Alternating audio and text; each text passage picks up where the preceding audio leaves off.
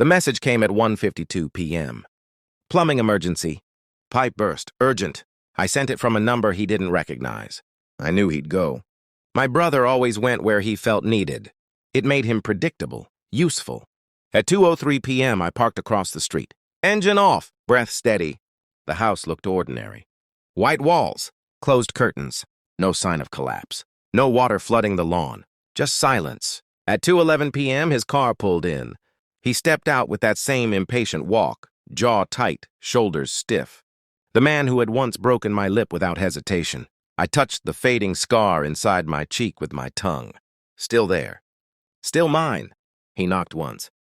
Then again, no answer. Of course not. The door was unlocked. He pushed it open. I counted. 1, 2, 3. Then I got out of the car. Not rushed, not hesitant. Measured. Each step toward that door felt like tightening a noose I had spent 2 weeks weaving. Inside, the air was warm, quiet, intimate. And then, a sound, a laugh, her laugh. My sister-in-law, soft, familiar. Wrong. I followed it down the hallway. And when he opened that bedroom door, I didn't need to see. The silence that followed told me everything. It didn't start with suspicion. It started with a smirk. She was sitting across from me that night, my brother's wife. Tea in her hand, eyes watching me like I was something beneath her. I said something trivial. I don't even remember what, but she smiled. Not kindly, not politely. A slow, knowing curve of her lips, like she had already taken something from me. I ignored it. Until my brother stood up, until his hand collided with my face so fast I didn't see it coming. The room froze. I tasted iron. "Watch your tone," he said. Tone? I hadn't raised my voice. Hadn't said anything worth that. But she just sat there, watching. That same smirk. I wiped my mouth, nodded once, and walked away. No shouting, no questions, just silence. Because something in that moment shifted. Not anger, clarity. Over the next few days, I noticed things. Small things. Her phone always face down. His sudden defensiveness. The way she avoided eye contact with me, but only when he was around. And then, a message, not meant for me, but seen anyway, same time. He won't suspect. No name, no context. But I didn't need either. I knew. I didn't confront them. That would have been emotional, messy, useless. Instead, I watched, listened, collected. I checked phone records. Not hacking, just access I already had. Family plans make people careless. There was a number. Repeated, frequent, always at odd hours. I saved it. Tracked it. A location surfaced. A house, far enough to feel safe. Close enough to be convenient. I drove by once. Just once. Didn't stop. Didn't need to. The truth doesn't reveal itself loudly. It leaks. And I was patient enough to gather every drop. Meanwhile, I played my role. Calm, unbothered. I visited them again. Sat in the same room. Watched her smile. Watched him pretend nothing had happened. I even apologized.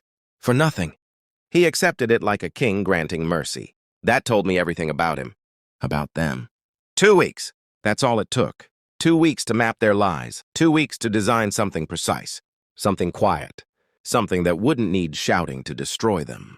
So I became a problem. A plumbing emergency. A door they would open willingly. A moment they would never forget. When the bedroom door opened, there was no chaos, no screaming. Just stillness, the kind that suffocates. He stood frozen. She was on the bed. Not alone. The man beside her didn't even bother covering himself immediately. Confidence. That was the worst part. This wasn't new. This wasn't a mistake. This was routine. My brother's breathing changed. Sharp, uneven. "What is this?" he managed. She didn't answer. Couldn't. Because at that exact moment, I stepped into the doorway. Slowly, deliberately. Our eyes met. Hers widened. The smirk. Gone. Replaced with something raw. Fear. I held up my phone. Not shaking. Not hesitating. Just showing. Photos. Messages. Dates. Times. All neatly arranged. "I thought you'd want to see everything," I said. My voice didn't rise. It didn't need to. He looked at me. Then at her. then back at me. And in that moment, he understood. Not just what she had done, but what I had done. "You set this up," he said. Not a question, a realization. I tilted my head slightly. "I gave you the truth." He laughed, a broken, hollow sound. "You tricked me." "No," I said quietly. "I guided you." His eyes burned into mine, the same eyes that had looked at me with anger 2 weeks ago. Now, they looked small, confused, destroyed. Behind him, she started speaking, fast, desperate. "It's not what you think." He didn't even turn, because he already knew. That's the thing about truth. Once it enters the room, it doesn't leave. I stepped closer. Not to him. To her. She flinched. "Good. You should have wiped that smile sooner," I said. Soft, almost gentle. The man on the bed stood up finally, irritated. "Who the hell are you?" I didn't answer him. He wasn't part of this. He was just evidence. I looked at my brother one last time. "No more misunderstandings now," I said. Then I turned. Walked out. No slammed doors. No final threats. Just the quiet certainty that everything I needed had already happened. My phone started ringing before I reached my car. Once, twice. Then again. I didn't check. Didn't need to.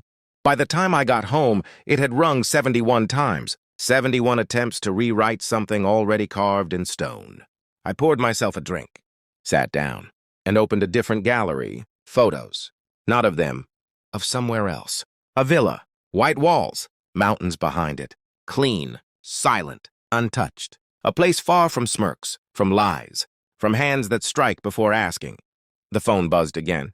I turned it face down, just like she used to. Funny how patterns repeat. I leaned back, closed my eyes, and for the first time in weeks, there was no noise inside my head, no anger, no questions, just space, because revenge isn't loud. It doesn't scream. It doesn't beg to be seen. It simply rearranges the truth and walks away. I didn't lose a brother that day. I just finally saw what he was. And once you see clearly, you don't look back.